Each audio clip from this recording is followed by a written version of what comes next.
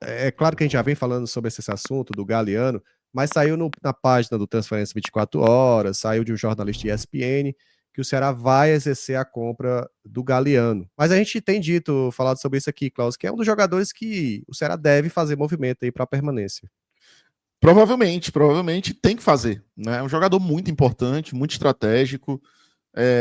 Esse aí, para mim, se tivesse que escolher, rapaz, só dá para fazer uma aquisição, exceto o Sobral.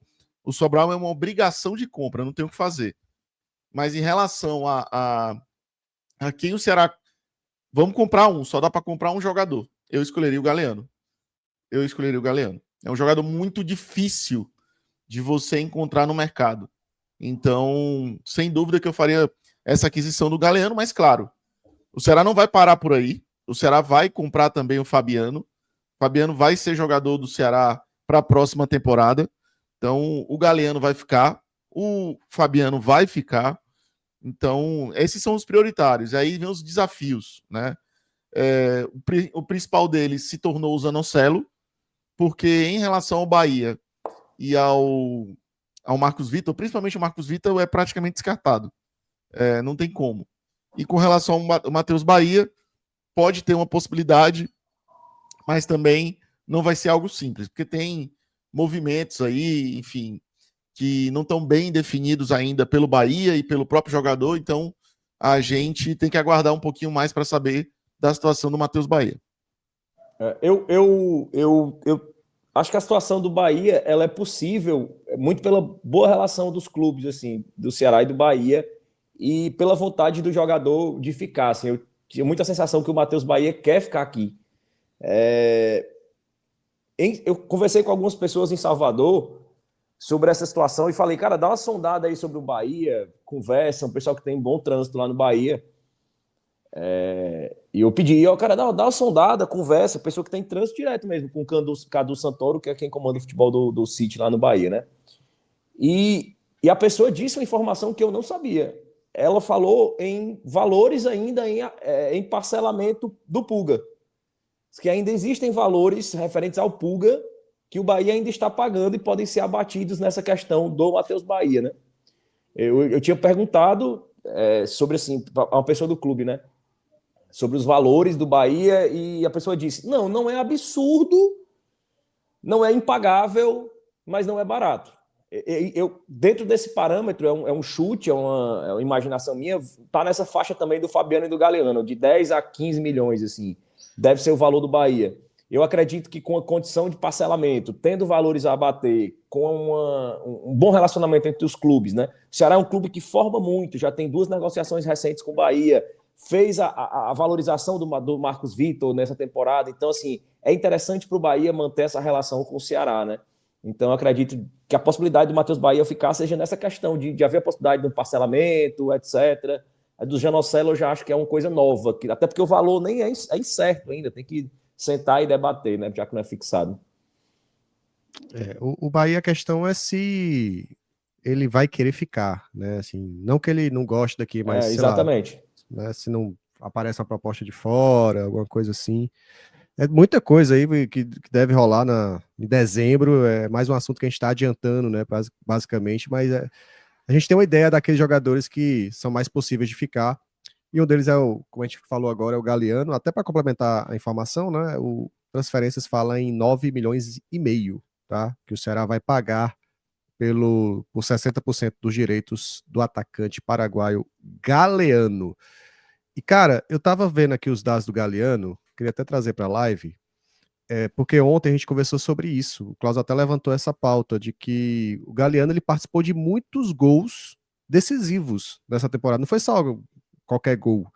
E aí o Cifute trouxe aqui, cara, as participações de gol do Galeano em 2025. Ele empatou o jogo contra o Confiança, ele garantiu a vitória contra o Jazuerense, garantiu a vitória contra o Sampaio Corrêa, e aí vem Série A, né?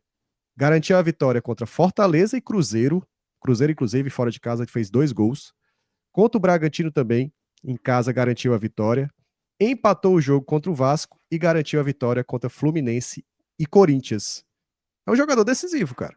Não tem como falar de outra forma. Jogador caro. Jogador que faz gol decisivo. Tem a galera tem muita piada em relação ao Léo Gamalho, né? Esse é o artilheiro dos gols inúteis, né? Seu time tá ganhando de 2-0, ele faz o terceiro.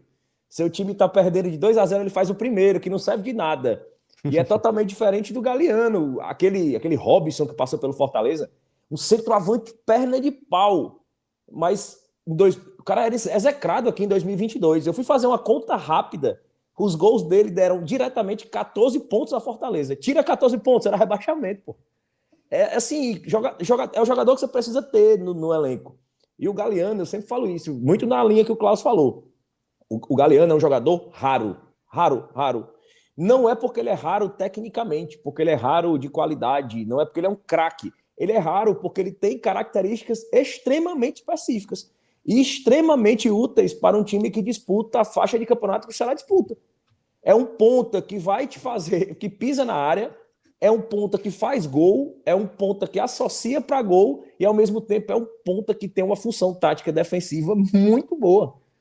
Então, assim, quando o jogo não tá pro ataque, quando o Ceará não vai conseguir atacar, ele é praticamente um lateral que recompõe ali, fecha o espaço e vira ali um defensor. E faz isso de forma extremamente eficiente.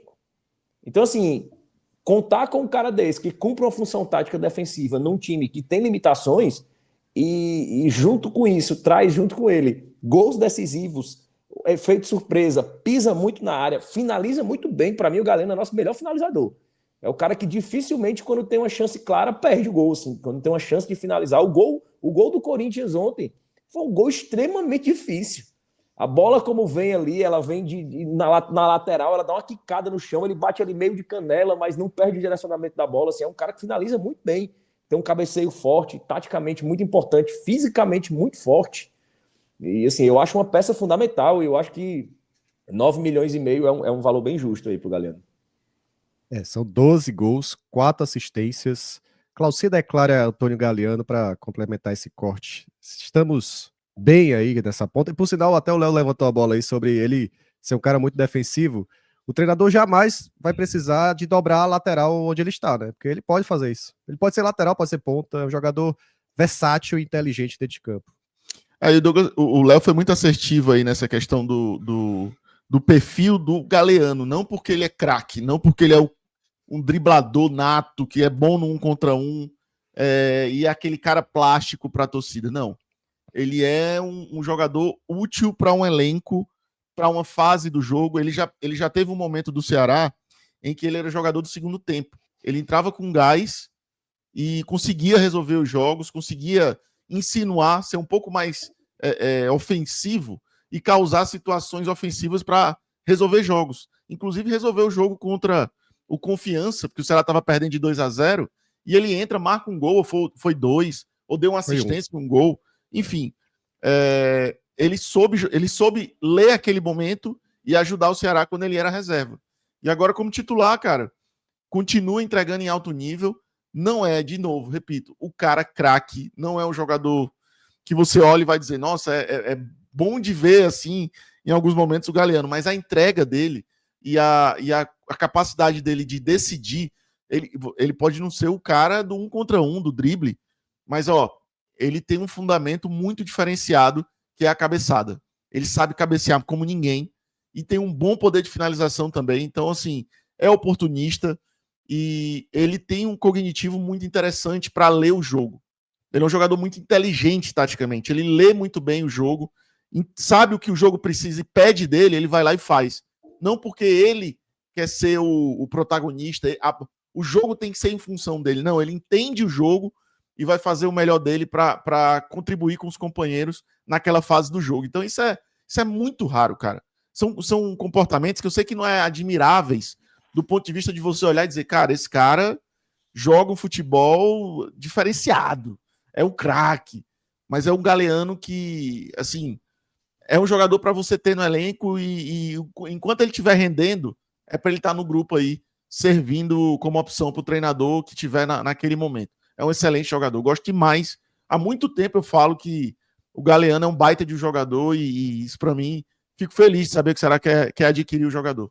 Esse foi um corte aqui do BPR, então você vai chegar naquele likezão, deixa o like, se inscreve no canal, compartilha e tamo junto. Até o próximo vídeo, até o próximo corte, hein? Valeu, bora Vozão, bora pro racha.